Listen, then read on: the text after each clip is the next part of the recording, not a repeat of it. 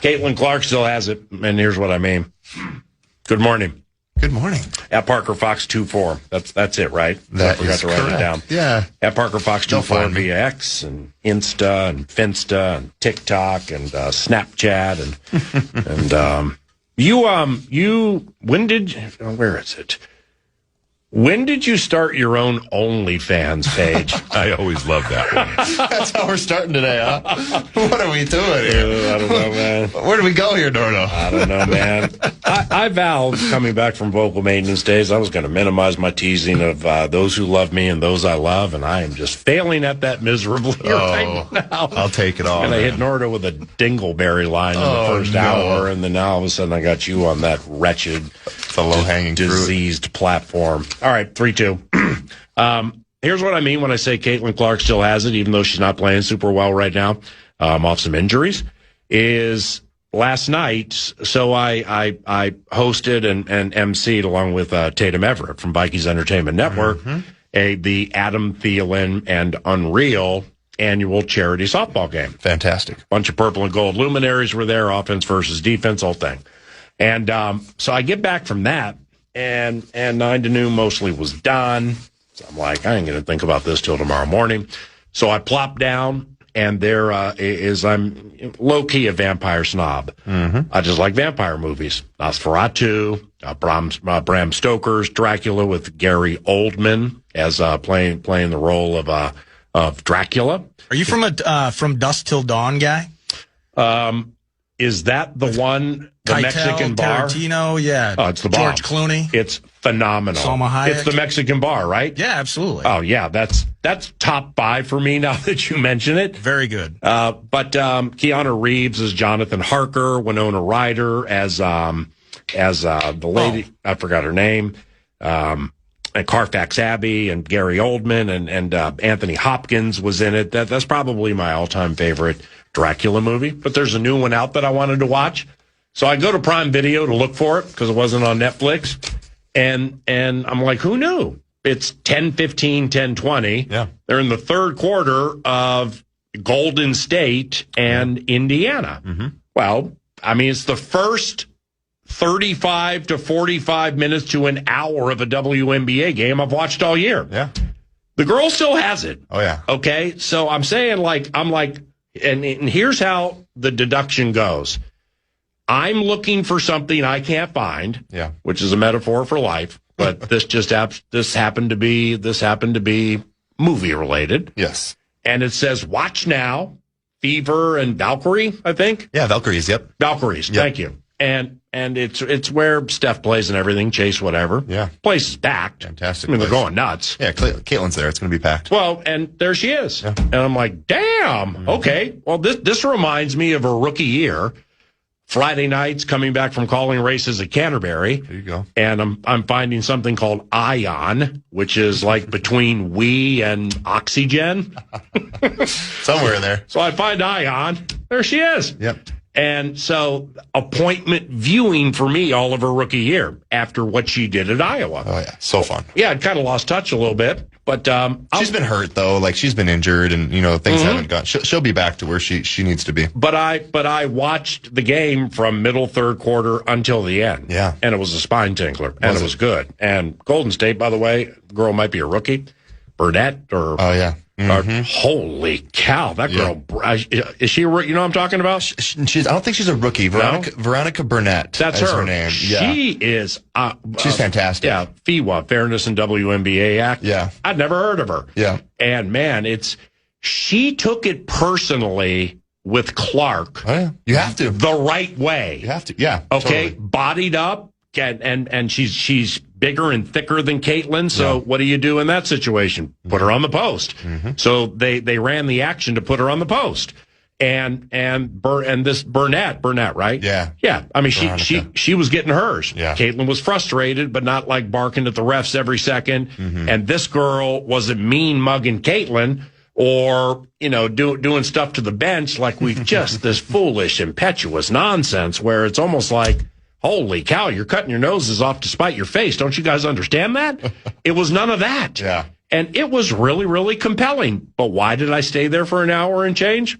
the Iowa girl. Yeah. She still has it. Yeah, she still does. And this Valkyries team, and Golden State has really taken to that team, right? And granted, yes, Caitlin Clark is there, so they're going to sell out the building and the whole bit. But you mentioned Veronica Burton. They got two French girls. Thank you. Yeah, they got two French girls as well. There's a Williams girl, and then there's a Saloon or something like that. They're fantastic players too. So they got it going on there. And Indiana's center Boston. Yeah, Leah Boston. Yeah, Leah Boston. So when I caught fire with the league, yes, she was on the team. She's a lot better now. Yeah, she's improved a lot. So, like, they run a lot of their offense through her while Caitlin's coming back from some back injury or something like that. Yeah, and then they got a Kelsey Mitchell, who's a 30-year-old veteran or whatever it is, who's a fantastic player, too. So that'll take time, and Caitlin's obviously so ball dominant. The ball's in her hand a lot with the ball screen action. But it's not right now. But it's not because Boston is so talented. It's like Draymond Green-esque when the ball's in her hand, where she's able to kind of spread the floor, get everybody involved. And then at the end of the day, when the shot clock's low, put the ball in Caitlin Clark's hand and let her operate. Right. Parker Fox. And the reason for asking P. Fox to come in today, it's twofold. First and foremost, thank you, Continental Diamond in St. Louis Park. It's continentaldiamond.com if you're looking for, I don't know, a watch for Father's Day or something like that. And previously owned watches, including Breitling, Omega, Rolex, some of the greatest brands you ever can wear. They're very, very fairly priced. They're fairly priced all the time, but these previously owned watches that they're selling, and they have like 3 shelves of them. If you're looking for a watch and you want to save money and give somebody a Rollie for Father's Day or whatever, go to Continental Diamond in St. Louis Park. It is adjacent to the West End. Ask for Andy or Revital. Mention you heard it on KFAN and or Paul Allen, Parker Fox, or Taylor Heisey told you to stop by. The reason for coming by is on the vocal maintenance days. I put together, I'd say it's about 5 or 6 Timberwolves trade-related scenarios. Love it. That I've seen from Rubes. That I've seen from those who love basketball. They love their teams. Most, if not all of them, are not from here, but they're just like looking at certain players here, there, and everywhere and putting together deals where the money matches and I don't know, I think they have some realistic to them. 100%. So I want to run those by you. Cool? I can't wait. We'll do that with P. Fox around the corner on KFAN. This is 9 to noon, live on iHeartRadio and KFAN. What do you guys think of this? Here we go. This is the genesis of the entire situation involved trades and stuff like that I was seeing on vocal maintenance days with social media. Yeah. And like I said earlier, you know, these are basketball fans, I think, or maybe podcasters, but definitely fans spitballing. So no shams. No Windhorse, no Johnny K, or no Doogie, or no .com Tom. So lots of spitballing and ideas, but nothing reported as imminent. But Nordo's League Freak raised, and you played Division I basketball. So what 2 better people to bounce these off of? Can't wait. Let's see what we think. Talkbacks on this next week, by the way, if I can remember to save them and to keep them. First, let's see, where do we begin? ESPN's Kendrick Perkins has said trading Karl Anthony Towns to the Knicks will go down as one of the worst trades in NBA lore. If the Knicks win the title, that was bold, that was splashy. Cared about it on Tuesday, don't care about it today. Wolves with Julius and Dante made the Western Conference finals last year. Okay, perhaps the feeling now though is okay. Let's start there. Yeah. Man, it's crazy when I write something on a Tuesday and try to remember it on a Friday. Do you feel, Julius, if you were to just ride the gift of discernment given to you by God, if I were to lay it out like Julius wants out of the covenant, would you agree with that? Yeah, having not talked to him or gotten any like sneaky steam? Yeah, I think so, and I think his effort would have shown you that he does. You know what I mean? So him wanting out, not necessarily them wanting him out. I think it becomes a thing in professional athletes where hey, this isn't working, right? Like, we've gotten to places where we want to go, but clearly I'm not a Robin to Anthony Edwards' Batman. I'm not able to do that right now. And especially with the way the league is set up, especially with Victor Wembanyama and Shai Gilgeous-Alexander in the West, like, I'm not the player that can get this team across. Like, there's some realization in that. There has to be. Like, there needs to be a little delusion in who you are and your confidence and you know, the ability that you have as a player. But then there's also the fact of, like, hey, this team wants to go to a specific place, and I feel all the pressure of it, and I'm not right there. Like, I'm not to that level. So I think there is a little bit of that, PA. Finch and Connolly said at their season closing presser, paraphrasing, the team covets tough-minded players who amplify the team's connectivity. Did Julius seem to lose some of his respected toughness edge during the Spurs series? And truly, is he connected with his teammates? I think Julius is connected with his teammates, but it comes to a certain point where, like, the connectivity kind of dies, right? And I think that's something that we saw in that Spurs series. We saw it in the series before as well against Denver. Like, Julius wasn't the player he needed to be. But for me, it was the effort. Like, forget about if makes or misses go in. You know, you operate and you get open shots and you're able to knock shots down. You're able to miss shots. But, like, that's make or miss, right? Those are going to happen. It's your effort on the defensive end. It's sprinting back for, you know, transition defense. It's able to get on loose balls. It's, hey, I might not get to that closeout, but I'm going to try because it's going to show my teammates that my effort is there. And we just didn't see that from Julius. So I think there's a position right now on this Wolves roster where there's three guys, and those three guys to me are Jaden, Rudy, and Julius, and I think two of them are going to be gone next year. All right, so I see what's happening here. I wrote this right after Kendrick Perkins said what he said. Yeah. And I was framing it up to, like, talk out. Well, no, first and foremost, it's not, he's stupid. With respect. If Cat can win the title. Yeah. And you can say it was a bad trade. You can say you got beat in the trade. Yeah. One of the worst in the history of the NBA. No. When you do it and then your team immediately goes to the Western Conference Finals. And there's so many other layers too, PA. Like, people don't realize, like, we got a really good player in Dante DiVincenzo in this. Yeah. He played and started in all 82 games. Yes, he tore his Achilles and got hurt, but we really missed him in that San Antonio series. He would have helped out. We also got the pick to get Yohan Berenjay. And Tim Conley is very high on Yohan Berenjay. Yeah. Like, this is a guy that he should have gotten more minutes. Finch should have included him in rotations more throughout the regular season to just allow him to go out and play and do his thing. Now, I think he's going to get that opportunity next year. Like I mentioned, I think Julius is going to be gone. Rudy could be gone as well. So who's up next? Yohan Berenjay is going to get opportunities, and we're going to figure out if he has it. So DiVincenzo has toughness, connectivity, and heart and soul to him with this team. Totally. All right, so, yeah, I came into this to shoot down Kendrick and then get into these trade things, so the Kendrick stuff doesn't matter because it was dumb. But also contract stuff too, PA. We would have been above the second apron in that situation. I ain't trying with to pay Carl Cat Anthony. what he's getting. I know he's been good. 100%. Like, and Cat is he's worth every penny for the right team, right? And that's what they have in New York, because they have guys that are probably taking less money than they should. Josh Hart should probably make more money. Bridges should probably make more money. OG Anunoby for sure should make more money. Really? But they're connected in the way with what they're doing. Landry Shamet. Yeah. He's probably making the right amount of money. He's shooting the heck out of the ball, though, man. He's shooting the heck out of the rock. But no, at the end of the day, like, this team is connected. McBride. And I think there's some truth to what Reggie Miller was saying during the broadcast. I think New York, they're not going to be favored, but they're the hottest team in basketball right now. They're going to be a hard out in the NBA Finals. Okay. So before we get into the spitballing deals that I found via the X machine, here's something that you absolutely have to know. Ready? I mean, it's very, very compelling, intriguing, and entertaining reading. It involves the NBA salary matching rules. I always love that one. Non-taxpayer rules.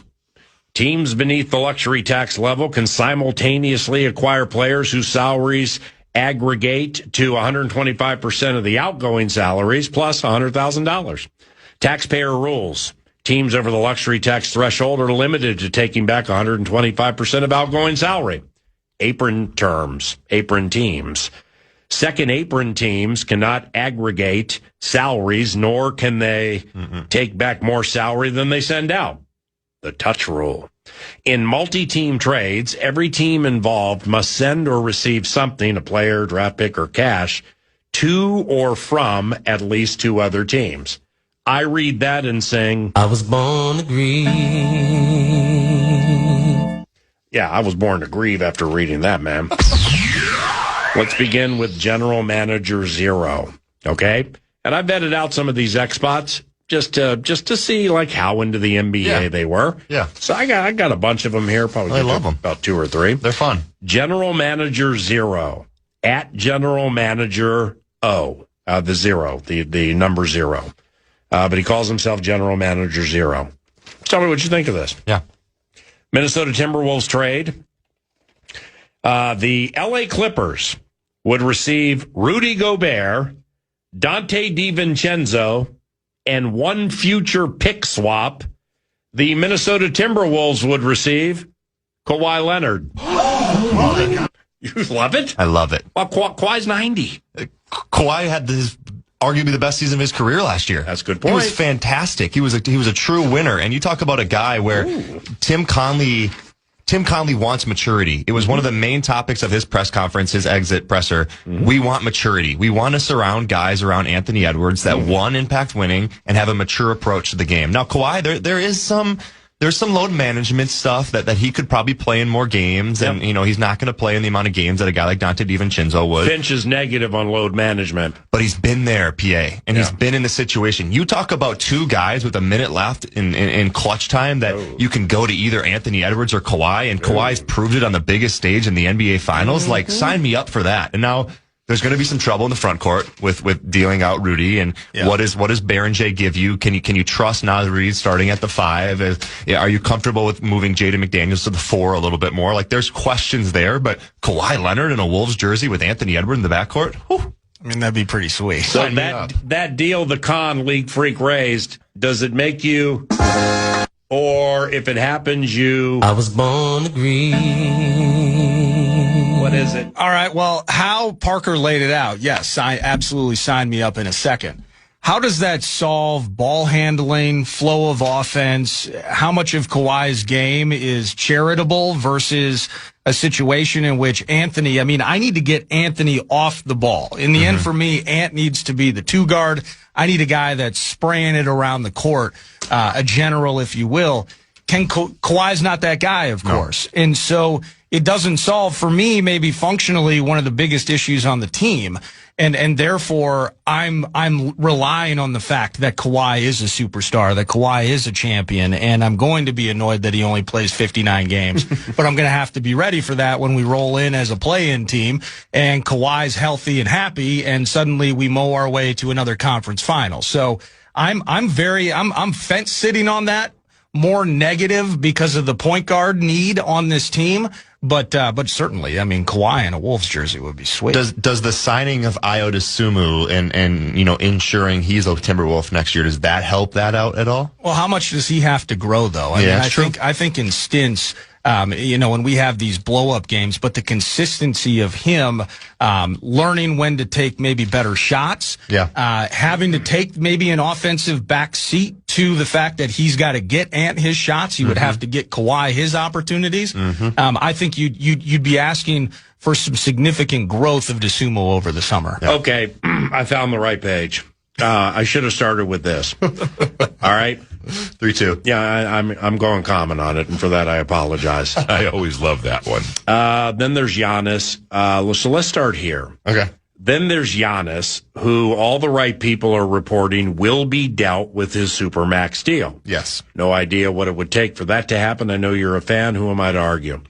Why did he miss so many games last year? Okay, talkbacks on that next week. So here's the simple question. And I would love to hear some answers to it, not only from you guys now, but the talkbacks next week. Why? And this is, again, a simple question. Yeah. So don't kill the host. Don't kill the announcer. I just want to hear people's responses. Yeah. Why would we be trading? And is the reason to better us or combat others? So here's the deal. Let's not forget when Trader Tim made the Gobert move, what's the first and foremost thing that we heard? It was to combat Nikola Jokic. Yeah, you're right. Okay, and they did. Yep. And they beat him all the time now in all the big leverage games. 100%. Okay. Well, now, again, are we trading to make us better, or are we trading to combat Wembanyama? It's a fantastic point. Because that means you're chasing after the wind if you keep living that way. Yep. You're right. So what do you think? No, it's a simple question. And we see this in games played as well. We see this in Finch's approach as well, where it's like, hey, are we trying to win the game or are we trying to not lose the game, right? Are we trying to do things on the offensive side of the ball to expose what they have defensively, or are we running true sets? Are we running our offense? Hey, what are we doing defensively? Are we solid in our identity defensively with ball screen coverage, or are we switching it up for every little thing that could happen in the game? So I think there's a lot when it comes to, the roster construction of stuff like that. But there's also game time construction. And I think if you're Giannis Antetokounmpo, you probably don't want to come to the West because you know what's in Victor Wembanyama and the San Antonio Spurs. You know what Shai Gilgeous-Alexander and the Oklahoma City Thunder have as well. So I think it's a thing for Giannis to consider as well. Is, do I want to move over to the West and deal with this guy? Do I want that challenge? But if you're Tim Conley, you're thinking, who is out there? Who's out there to stop Victor Wembanyama? And the first name that pops up on the board is Giannis Antetokounmpo. For me, it's a great question, and maybe the answer is those can be the same thing, right? Yeah. In terms of now with Wemby in particular, and then just with the waves that OKC sends at you with the depth on that team. I don't know if there's an individual person, even a Giannis, that instantly makes a team able to contend with that. Yeah. But I think in looking at why this team has failed in the conference finals, it's going to be it's shot making. I think it's offensive flow. Those sorts of conversations again lead to this team. It's not just about contending with Wemby. They just at a base level need to be better. I mean, you guys spent 2-3 real-time minutes just talking about that, maybe the lack of toughness and maybe the lack of fit at the end that we're acknowledging with Julius Randle. That in itself speaks to, at a base level, before we even belong at the table, at the big kids table with the Thunder and Spurs, this team at a base level must be deeper, must be better. And so I think those can be the same thing, getting better, contending with Wemby, but it's not going to come from just one person. But by the way, the Oklahoma City Thunder is going to win the NBA championship. Okay, so are we chasing Wemby, or if we're going to be chasing after the wind, at least identify whence the wind is coming, from where it's coming. It's okay, so we're all infatuated with Alien Guy. Great, and he's fantastic, and he's only going to get better. Yeah. OKC already is there. And by the way, they got 8 million first-round draft picks over the next X amount of years. Yeah. And that coach pulls more out of the Kenrick Williams, Alex Caruso's, the other Jalen Williams. It's true. Hartensteinstein. Yeah, who is Kason just rolling out and hitting Kason triples? Wallace. Yeah. Excellent example. Fantastic. He pulls stuff out of, Isaiah Joe. Yeah, right. Yeah. One trick pony, not playing much during the postseason. No. But guess what? That's what that coach does. Yeah. Because he knows his players are not, they don't sulk. It's, if Isaiah Joe, Lou Dort's one of the better defensive players in the NBA, so that'd be a bad example. Yeah. But like Isaiah Joe, one trick pony with the threes. Yeah. If he goes 5 consecutive games averaging 7.5 minutes a game, guess who's not going to be divisive? Guess who's not going to complain? Yeah. Guess who's not going to sulk? Him. Because there could be guess what, Rob? It doesn't have to be injury. I just changed my mind per the scheme of the game. Championship team. I need you 23.5 minutes, 4 games in a row. So it's the be ready bit. So, hey, but there's a lot of wind in the sail of SS Dylan Harper, SS Stephon Castle. There's a lot of excitement down there in San Antonio as well. They're very gifted. Yeah. But there's a difference, and you know this better than anybody. There's a difference between being gifted and gifted and a scholar of the game. Yeah, 100%. Okay? OKC is one of the smartest basketball teams. The champions. And that coach is one of the smartest coaches. I'm not an ever or never guy, but I'm going to say in recent memory. And how he pushes buttons when you think they couldn't care less they lost last night? No. When that thing got out of hand. Out of sight, out of mind. And they will win Game 7. And they will beat the New York Knicks. Wow. So they're going to be the first team in almost a decade to go back-to-back and win championships. I like it. When all this Wemby stuff pops up all over the place, how do you think Shea feels about that? Oh, yeah. Fuel the fire. Just because he doesn't say anything about it should make everybody around the league freak out. Totally. Because it's grinding at its loudest. Oh, Game 7 is going to be fun, man. When it's its most quiet. Yeah. Yeah, well, I hope the Spurs are wearing black because they're going to S their P's in the third quarter. I always love that. And if they got white pants, that'd be a problem. So the question is, if you're going to trade, yeah, I like what Nordo said. It's kind of a combo platter here. Make us better and combat them. Mm-hmm. But I think too many people are wound up on the wrong them. Yeah. And it's Wembanyama, okay? Well, yeah, sure, I get that. Mm-hmm. But until OKC is dethroned, and by the way, they have 2 top 25 first-round picks coming up here, then more the next year. Yeah. Who's the them? That's what I want to know. Is OKC in that deep, smart, connected, selfless bunch with a bunch of excellent draft picks on the horizon, or is it the Wemby bid? Mm-hmm. So that's why when I saw those trades, I came at it from that standpoint, just wondering, who is the them? What is the wind, the metaphorical hevel that we are chasing here? At Coach B. Gonzo, T-Wolves trade scenario. Julius Randle goes to Detroit, Chicago, or Charlotte. Mm-hmm. One of those teams sends a first to Portland, and Portland trades the Minnesota Timberwolves, Drew Holiday. Mm. What do you think of that? I mean, Drew's up there in age. Yeah. Finchie had him in New Orleans. Drew Holiday, when he's healthy, it's a big win. I think he still brings it with the perimeter defense, and he's a true point guard.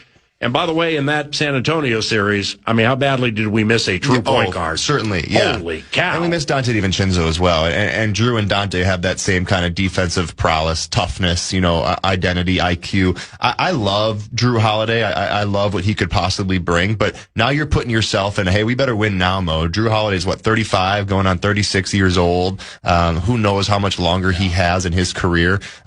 So, yes, I like the idea of getting rid of Julius and bringing in a true point guard type of defender, table setter type of guy. But I don't know if Drew Holiday and his age is the answer for that. Now, I think if you were to tell Mike Conley, hey, you and Drew Holiday are going to be the vets of this team next year. You can 1-2 punch it, let Drew play. Mike, you go in there for 5-8 minutes, set the table as well. I like that, but that's pretty win now, PA, because Drew's old and it's kind of ending the career of Drew Holiday here in Minnesota, which would be great, right? I would love to see, because what is a 35-year-old Drew Holiday going to give you 2-3 years down the line? What's he going to give Portland? That's true. I mean, how are you going to make? You've been trying to make Shadon Sharp better for 5 months. Just give it to Denny Advia and get out of the way, I guess. That guy is, he's maybe the most underrated player. Oh my goodness, is he excellent? Yeah, he's incredible. Okay, lastly, Ja Morant. Yeah, let's not do the Ja one. Come on, what are we doing here? I didn't even know it was a thing until I started to craft this flying home yesterday or whenever. Well, Ja's the antithesis of the age conversation with Drew, though. But it's the opposite of the maturity. Hey, we got to grow up conversation that Tim Conley, your GM, is having. Is right? he a dog? He is, but Drew Holiday, I mean, Ja Morant, that is, he hasn't even played much of recent memory. He hasn't been healthy. He hasn't been out on the court. Is he a dog? That's a great question about Ja Morant, because it's 2026. Context really doesn't matter. Yeah. And it's a shiny toy era. Yeah. When he plays, he's a shiny toy. But he can't shoot either. Right. His 3 games terrible, but that's because that's what you're looking for. He gets to the line and passes the bleep out of it. Drew Holiday is a dog. Yeah. He's an absolute dog. Can't dispute it. Yeah, for sure. But he's an old dog. But is Ja a dog? I don't know. I mean, look at the last 3 years. Look at the last 3 years for Ja Morant. This year he plays 20 games. The year before he plays 50 games. The year before that he plays 9 games. So it's this is a guy in Ja Morant who hasn't even played a full season in the last 3 years. He's played 79 games in the last 3 years. The A topic out of Ja Morant not playing the whole year is here's the reality. Yeah. But I think it's fair to say the reality of the NBA is this commissioner better get a hold of this tanking. Okay, because he is. He is? Yeah. Have you seen this new deal that just dropped yesterday? I mean, there were 3 teams at one point that had lost 29 consecutive games. Yeah. Memphis was one of them. Well, now he's punishing the bottom 3 teams in the league. They're only going to get 2 lottery balls. So this is all news. I'm sure we can find the actual, proof of the pudding. But how do you determine they're tanking? It's ridiculous. Yeah, super subjective. There has to be more to it than that. Yeah, there's a long topic list is that, and I'm not, obviously we're not in the Memphis locker room. Yeah. But it was ridiculous how long Ja Morant was out. Mm-hmm. And it was abundantly apparent that they were allegedly, potentially keeping him out. Yeah. So they can lose more games. You're right. Okay, so just quickly here, guys, we got to go. Minnesota would land John Morant, while Memphis would receive Julius Randle, Terrence Shannon Jr., and Joan Berenger. The logic behind the proposal is fairly straightforward. By the way, this was an ESPN report. Yeah, so it was. Yeah, this is a big one here. Mm-hmm. The Timberwolves may have reached something close to their ceiling with the current roster, particularly offensively. Pairing Morant alongside Edwards would instantly give Minnesota one of the league's most athletic and dangerous guard combinations. And the other reason why That's got some dog to it right there. It does. And the other reason I don't see as much value in it is the Joan Berenger bit. Like the things that I've heard from Tim Conley and how much he and Chris Finch love what Joan Berenger could possibly be. Like, I think if you deal him this early and you really didn't even give him the opportunity to see what he can do, you have some regret if it goes the wrong way for you for sure. But see, Ja can be top 3-point guard NBA material. True. If it's the job that bounced us in the playoffs a few years ago, right? Yes, he can. The other end of it, though, is if you're moving Berenger, not even taking into account his potential development. 19 years old. The Rudy thing and the depth of our front court, I think that's problematic because Rudy has shown now in these playoffs, and as much as we enjoy and love Rudy, there are limitations to that. Yeah. And that can and that's a problem that can be solved by teams like the Spurs and Thunder have the last 2 years. All right, lastly, at Hoops, 2 S's, Edwards, this was a report advocating heavily behind the scenes for the Timberwolves to trade for a healthy Kyrie Irving this offseason. Love it. Yeah, I mean, I'm such a Kyrie dog, man. Me too.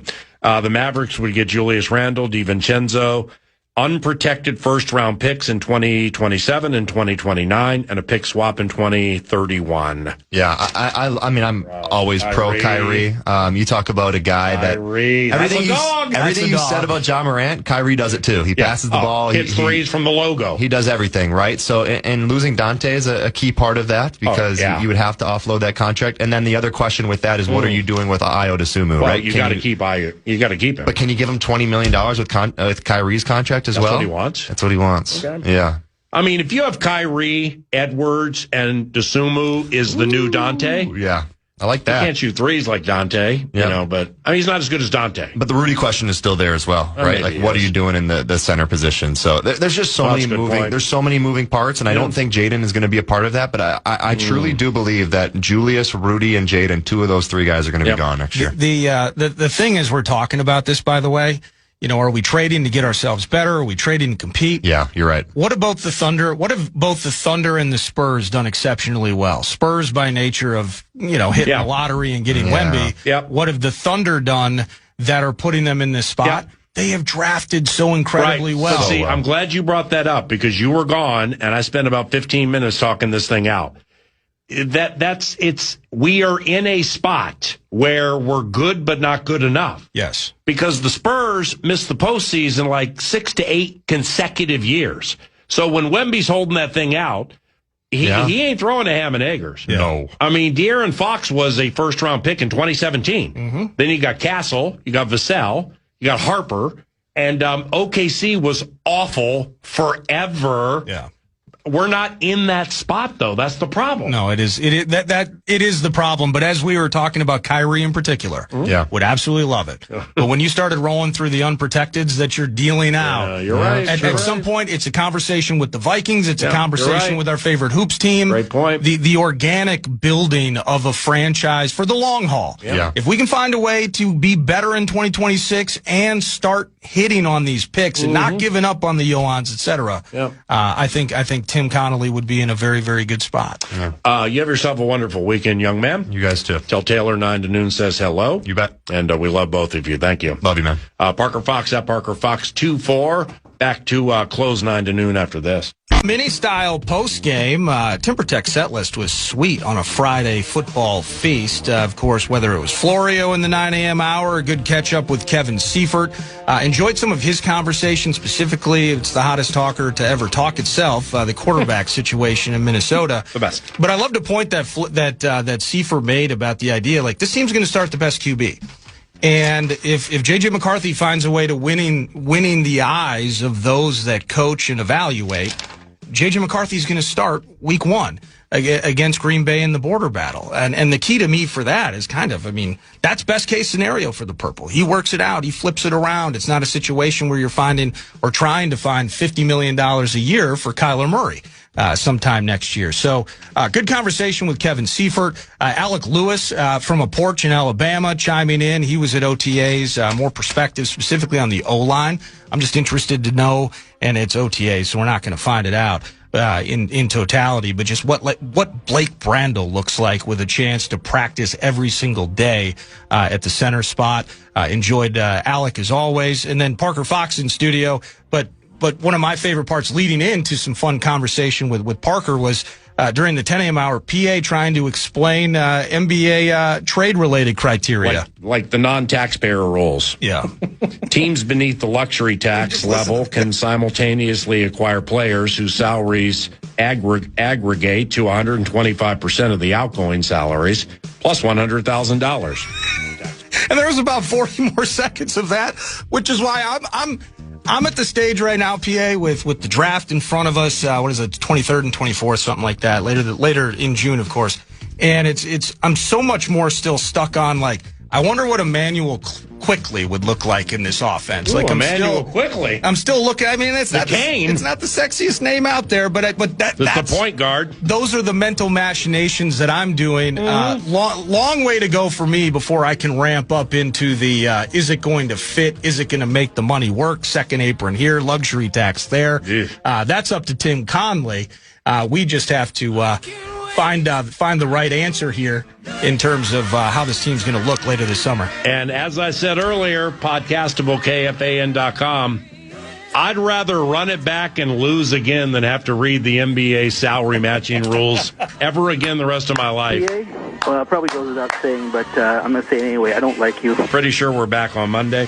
So full strength edition, too. Good seeing you again, Nordo. Good to see you, man. Thank you very much for listening to 9 to Noon. If and or when you do, may God bless you and all of your families. The program is next with Dan Cole, the Common Man at FM 100.3. KFAN at your favorite radio station. So make sure you bookmark it or preset it at the free iHeartRadio app. Bye. 9 to Noon. If it's good news or money, leave a message.